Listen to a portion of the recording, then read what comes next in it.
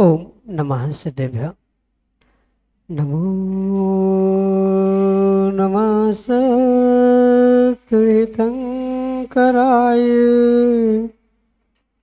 वीराय भव्याम्बुजभास्कराय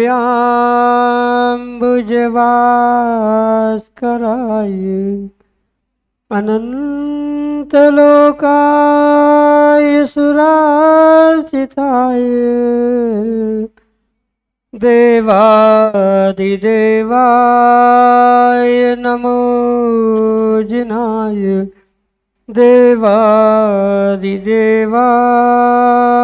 नमो जिनाय। पंच परमेष्टि भगवान की परम पूज्य आचार्य भगवंत गणाचार्य श्री विराग सागर जी महाराज की परम पूज्य पट्टाचार्य आचार्य भगवंत गुरुवर विशुद्ध सागर जी मुनि महाराज की परम पूज्य मुनि श्री प्रसम सागर जी सुप्रभ सागर जी महाराज जी की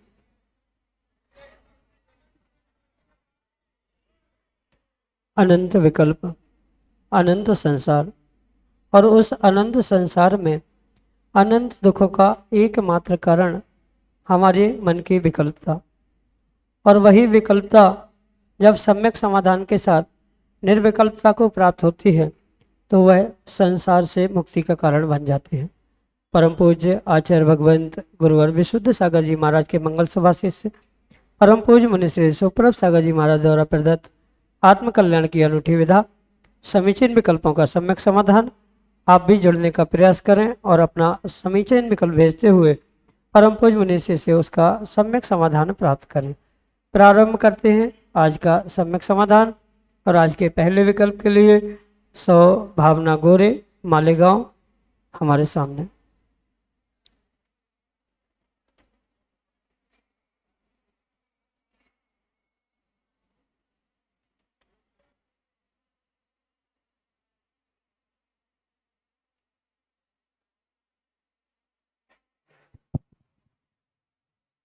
द्वय महाराज जी के चरणों में त्रिवार नमोस्तु नमोस्तु नमोस्तु। शुल्लक जी के चरणों में इच्छामि इच्छामि इच्छामि। महाराज जी मेरी ये शंका है,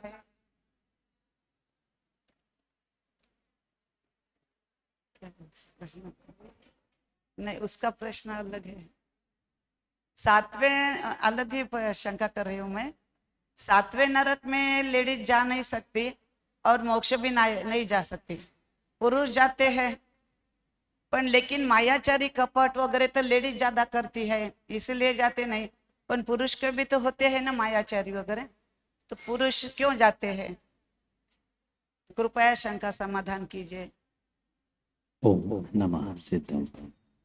परम पूज्य आचार्य भगवान गुरुवर विशुद्ध सागर जी महाराज की परम पूज्य मुनि श्री सुप्रभ सागर जी महाराज जी की। ये करणानियों का सिद्धांत है कि महिला पर्याय से मनुष्य छठवें ही नरक तक जाता है और पुरुष वेद या पुरुष पर्याय से मनुष्य सातवें नरक तक जा सकता है। मात्र मायाचारी महिलाओं में अधिक होने के कारण से वो सातवें में जाए ये आवश्यक नहीं, क्योंकि ऐसा स्पष्ट सिद्धांत का उल्लेख करते हुए आचार्य भगवंतों ने कहा है कि जो जितना विशेष श्रेष्ठ कार्य करने की शक्ति रखता है वो ही उसने ही निम्न तरीके के कार्य को करने के लिए उद्यत हो सकता है। आचार्य भगवंत कहते हैं कि धम्मे सूरासु कम में सूरा और कम में सूरासु धम्मे सूरा, यानी कर्म करने में जो शूर है वही धर्म करने में शूर होता है और जो धर्म करने में शूर होता है वही कर्म करने में शूर होता है। महिला स्त्री पर्याय में कितनी ही श्रेष्ठ तपस्या कर ले मोक्ष नहीं जा सकती, सर्वार सिद्धि भी आदि जो विशेष स्थान कहे हैं वहां भी डायरेक्ट नहीं पहुंच सकते।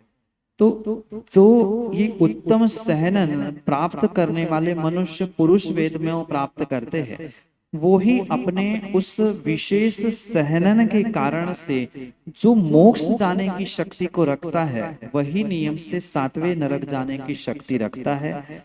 पहला कारण स्पष्ट समझे, क्योंकि महिला स्त्री मोक्ष नहीं जा सकती, उत्तम सहनन और भी बहुत सारी पर्यायजन्य व्यवस्था है। तो यही जो कमी उन्हें मोक्ष नहीं ले जा रही है, वही उनके लिए प्लस पॉइंट बनता है कि वह सातवें नरक भी नहीं जाती, क्योंकि उत्तम सहनन और भी पर्यायजन्य व्यवस्था उनके साथ होने के कारण से वह वहां पर नहीं जा सकती। मात्र मायाचाली छल कपट नहीं, पुरुषों के उत्तम सहनन ही उसका मुख्य कारण है, और उत्तम सहनन अन्य स्थानों में नहीं होता। पुरुष मोक्ष जाने की शक्ति रखता है उत्तम सहनन के कारण से, और वही सातवें नरक जाने की भी शक्ति उस उत्तम सहनन के कारण से रखता है। अन्य कारण उसके सामने गौण हो जाते हैं। यही आपके लिए सम्यक समझ। सप्तम प्रतिमाधारी विद्या दीदी चांदा बेटा मध्य प्रदेश से अगले समीचीन विकल्प की। महाराज जी नमोस्तु। इच्छामी महाराज। महाराज जी उपवास कितने प्रकार के होते हैं और उनकी क्या विधि है? कायदे से माँ उपवास एक ही प्रकार का होता है, यानी चारों प्रकार के आहार का त्याग ही उपवास कहलाता है। आज अनेक प्रकार से उपवास करने की व्यवस्थाएं बनाई जाती है, मतलब जल लेकर या और भी नारियल पानी लेकर, मीठा जल लेकर, या अनेक प्रकार की उसकी व्यवस्था कही जा रही। पर अगर उपवास यानी जो अनशन तप कहा जाता है, वह स्पष्ट रूप से जहाँ चारों प्रकार के आहार, मतलब खाद्य, पान, पेय, लेय और स्वाद, इन चारों प्रकार के आहार का जहाँ पूर्ण प्रकार से त्याग है, किसी प्रकार से उसका सेवन नहीं हो रहा है, वही उपवास या अनशन तप के अंतर्गत स्वीकार किया जाता है। उसके निर्जल उपवास, एक बार जल लेके उपवास, या 2 बार पानी लेके उपवास, मीठा पानी, नारियल पानी आदि आदि आदि, ऐसी कोई भी व्यवस्था आगम की नहीं है। पर इसका मतलब ये भी नहीं है कि कोई कर नहीं सकता। माना कि लंबे उपवास करने हैं और उतना सहनन नहीं है, शक्ति नहीं है, तो जल भी लेते हैं, उस उपवास की मुख्यता से उसको गिनती में भी ले लेते हैं। पर आगम की व्यवस्था अगर समझे तो निर्जल उपवास की ही आगम की व्यवस्था है, अन्य किसी भी प्रकार से उपवास की व्यवस्था नहीं। यही आपके लिए सम्यक समझ। वसमत महाराष्ट्र से नीता अशोक पोपाड़कर अगले समीचीन विकल्प की। माला कैसे जपणे की, माळ कशी करायची, कोणी आडवी धरते तर कोणी उभी धरते, कोणत्या बोटावर करायची ते समजावून सांगा। जो मंत्र का जाप माला के माध्यम से किया जाता है, उस प्रत्येक माला फेरने का अपना अपना एक तरीका और उसका फल बताया जाता है। बहुत सारे लोग माला फेरते समय जिस विधि का प्रयोग नहीं करना, उन विधियों से करते हैं जिससे उनको माला फेरने का फल नहीं मिलता।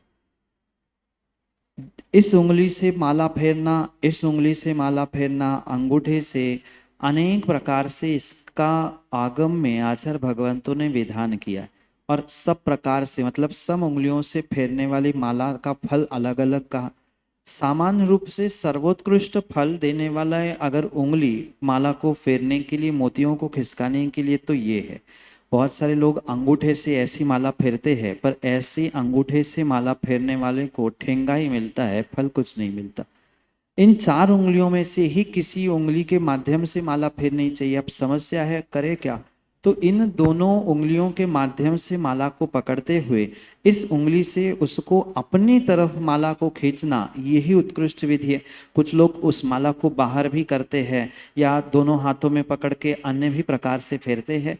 माला फेरने की सर्वोत्कृष्ट विधि इन दोनों उंगलियों के मध्य में यहाँ ऐसी माला फंसाते हुए अपनी तरफ मोतियों को पीछे लेते जाना, यही उस माला फेरने का सर्वोत्कृष्ट विधि प्रकार आगम में बताया है। अन्य प्रकार से, मतलब ऐसे पकड़ के इससे खिसकाना, ऐसे पकड़ के दूसरे उंगलियों से खिसकाना, उसका अपना अपना फल कहा, पर इतना समझे, अंगूठे से अगर कोई माला फेर रहा है, मोतियों को पीछे कर रहा है, तो उसका फल उसे शून्य मिल रहा है। और वही इस उंगली के माध्यम से मोतियों को वो पीछे करेगा तो उसका फल उसे विशेष रूप से प्राप्त होगा। यही आपके लिए सम्यक समाज। ललितपुर उत्तर प्रदेश से ऋचा जैन अगले समीचीन विकल्प के लिए।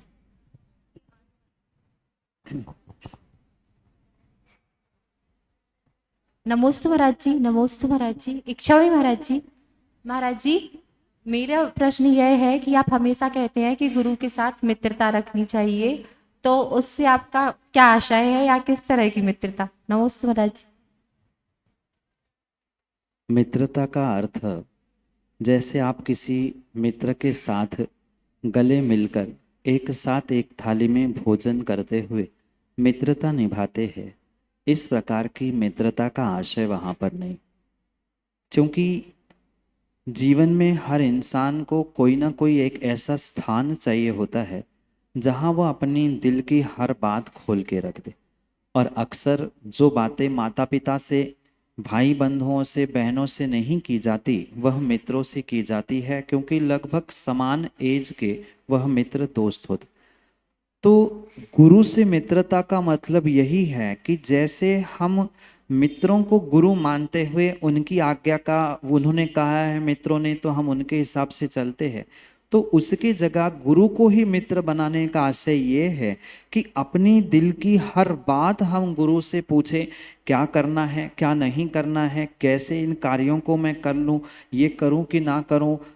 उसके अलावा भी जो भी हमारे मन में है, जो बातें हमें लग रही है, हम सब किसी से नहीं कह सकते, हर किसी के सामने शेयर नहीं कर सकते। उन सभी बातों को गुरु के सामने खोल के रखते हुए अपनी जीवन की वह किताब गुरु को खोल के दे देना कि भाई आगे का विषय आपको ही लिखना है। जैसे कई बार मित्रों के अनुसार हर कार्य व्यक्ति करना चाहता है, हर स्थान में मित्रों को ले जाना चाहता है।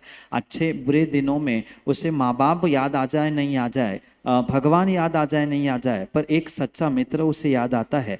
ऐसे ही बुरे दिनों में गुरु को याद कर लेना, बुरे दिनों में ही नहीं अच्छे दिनों में भी गुरु को याद कर लेना। कोई समस्या हो तो गुरु से बात कर लेना, कुछ अच्छा हो तो भी गुरु से समझ लेना। ऐसे अनेक प्रकार से हम गुरु से मित्रता यानी अपनी अंदरूनी एक रिलेशनशिप, जैसे जिसे आत्मीयता कह सकते हैं, उसको प्राप्त करते हुए दिल की, हृदय की बहुत सारी बातों को कहना। और ये भी आवश्यक नहीं है कि हम सबके सामने ही जाकर कह दे या अकेले में ही जाकर उनसे समय ले ले। जैसे उस मिट्टी के पुतले को गुरु मानते हुए एकलव्य ने बहुत सारी विद्याएं प्राप्त कर ली थी। हम भी बहुत सारा श्रद्धा समर्पण गुरु के पास रखते हुए, गुरु प्रत्यक्ष उपलब्ध हो अथवा ना हो, पर फिर भी गुरु को साक्षी मानते हुए हर कार्य करे, अच्छा बुरा, तो वही गुरु की मित्रता का वहां आशय है। यही आपके लिए सम्यक समझ। ज्योति पाटनी नागपुर महाराष्ट्र से अगले समीचीन विकल्प के।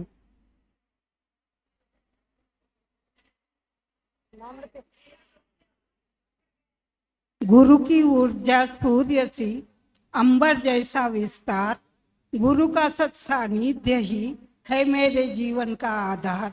नमोस गुरु जी, नमोस नमोस, इच्छा में इच्छा में इच्छा में। गुरु जी, हम चौका लगाते हैं और चौके के निमित्त से कोई अगर कोई द्रव्य लाके देता है और वो पूरा उपयोग में नहीं होता, जैसे अभी हमने सुमती धाम में चौका लगाया था, बहुत सारा द्रव्य आया है, तो उसका उपयोग वहाँ तो नहीं हुआ है, तो उसका उपयोग हमने कैसा करना चाहिए ताकि हमें निर्माल्य का दोष ना लगे।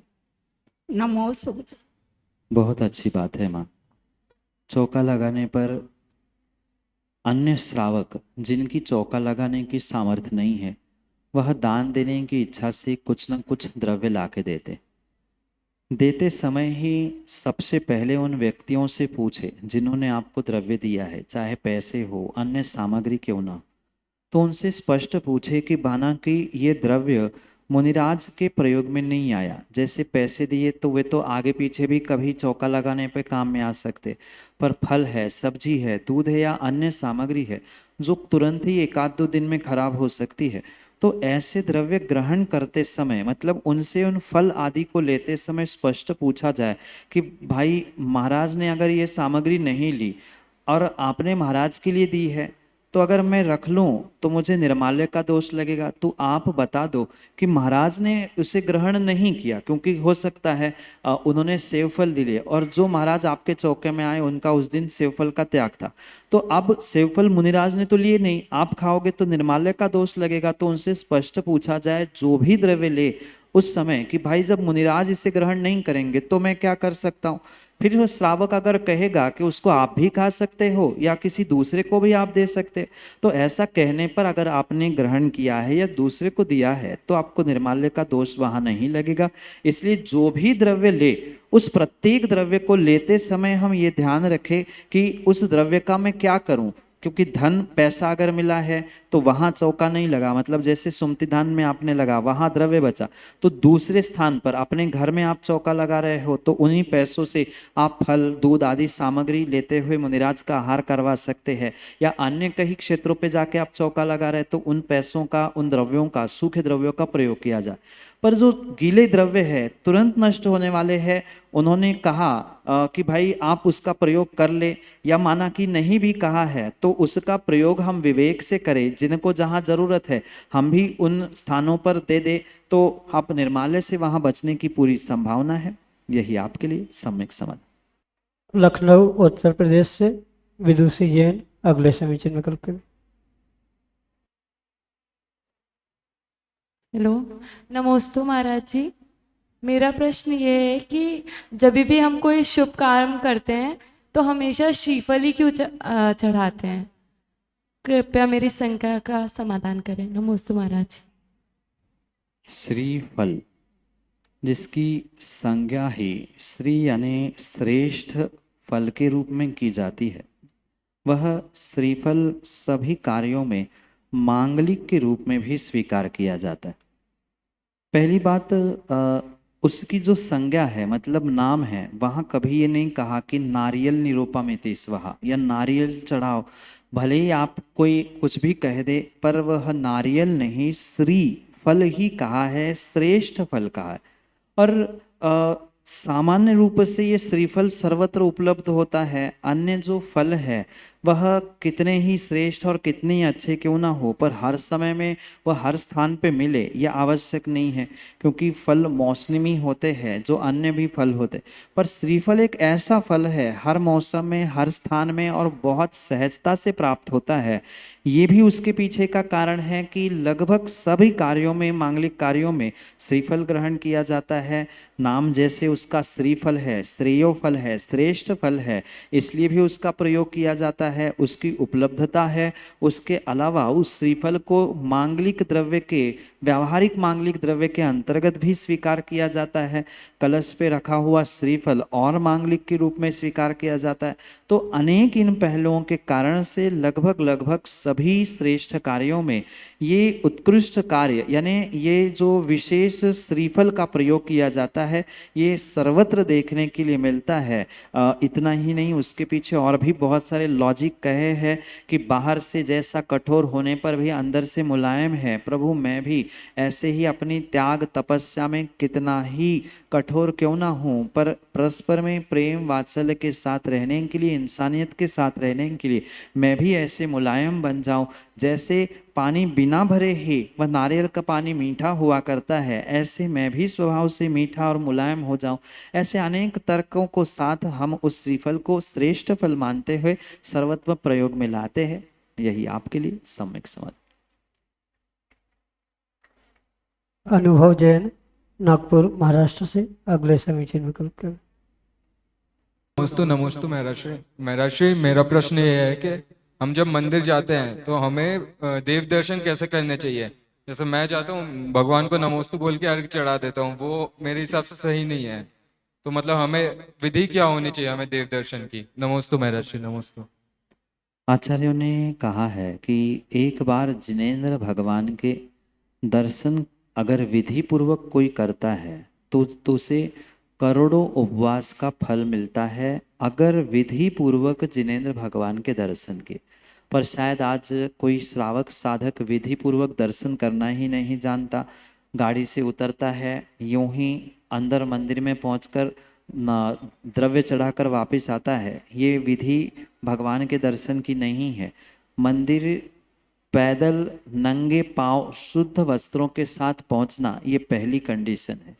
उसके बाद मंदिर में पहुंचते ही अपने पैरों की, शरीर की, वस्त्रों की शुद्धि मंत्र और जल के छींटों के साथ कर लेना। द्वार पर पहुंचते ही निश्चय ही निश्चय ही निश्चय ही 3 बार कहते हुए जो भी पाप परिणति, कषाय परिणाम या विपरीत पर भाव चल रहे हैं उनको मैं छोड़ता हूँ, इन भावों से निश्चय ही निश्चय ही कहते हुए जो अन्य देव आदि वहाँ पर दर्शन कर रहे हैं उनकी आज्ञा लेकर मंदिर में पहुंचना। सर्वप्रथम वेदी की 3 परिक्रमा लगाते हुए जिनेंद्र भगवान की प्रतिमा को कुछ क्षण एकटक उनकी आज्ञा चक्र में देखते हुए गवासन से माथा टेककर जिनेंद्र भगवान को नमस्कार करना, 9 बार नमोकार मंत्र पढ़ना, लाए हुए द्रव्य को समर्पित करना, भगवान की स्तुति करना, ये बहुत सामान्य रूप से विधि हो सकती है। साथ में मंदिर में पहुंचते समय एक और बात विशेष रखने योग्य है कि मंदिर में जो घंटा होती है वह घंटा का नाद करके कुछ समय घंटा के नीचे उसकी गूंज को सुनकर ही आगे पहुंचे। अक्सर घंटा बजाकर व्यक्ति भाग जाता है, आते हुए और जाते हुए समय दोनों समय घंटा बजाकर कुछ क्षण ठहर कर वहाँ जो वाइब्रेशंस, पॉजिटिव एनर्जी मिल रही है उससे अपने आप को शांत करके भगवान को देखना, स्तुति वंदन करना, ये सबसे छोटी विधि है। और जितना करे पूजन पाठ स्तुति स्वाध्याय उतना विशेष विशेष फल मिलेगा, पर कम से कम इतना होना आवश्यक है। अपनी द्रव्य शुद्धि, मन शुद्धि, वस्त्र शुद्धि के साथ निश्चय ही घंटानाद करके प्रभु की वेदी की 3 परिक्रमा लगाकर द्रव्य समर्पित करते हुए 9 बार नमोकार माथा टेककर गवासन से करे। ये कम से कम इतनी विधि करने से भी करोड़ों उपवास का फल देव दर्शन के माध्यम से मिल सकता है। यही आपके लिए सम्यक समाधान। श्री सिद्ध क्षेत्र आहार जी गुरुकुल से प्रतीक जैन अगले समय चुनाव करें। इच्छा में महाराज जी मेरा प्रश्न ये है कि मतलब जो झूठ बोलता है और कहता है कि हम भगवान की कसम खाते हैं या हम जिनवाणी माँ की कसम खाते हैं तो उसे कितना पाप लगता है और उसे कौन सी गति मिलती है? नमोस्तु महाराज।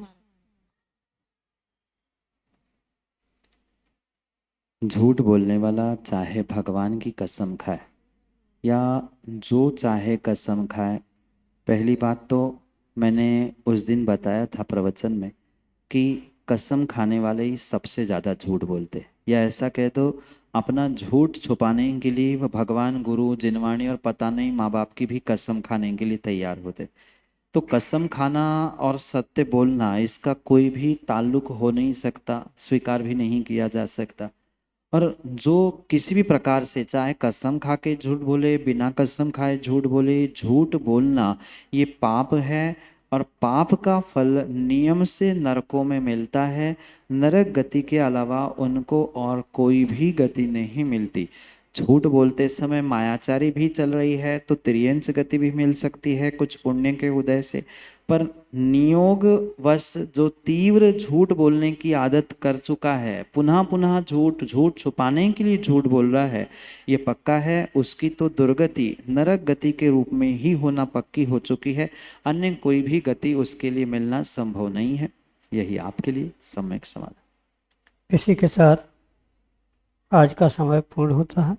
शेष प्रश्नों का सम्यक समाधान कल पुनः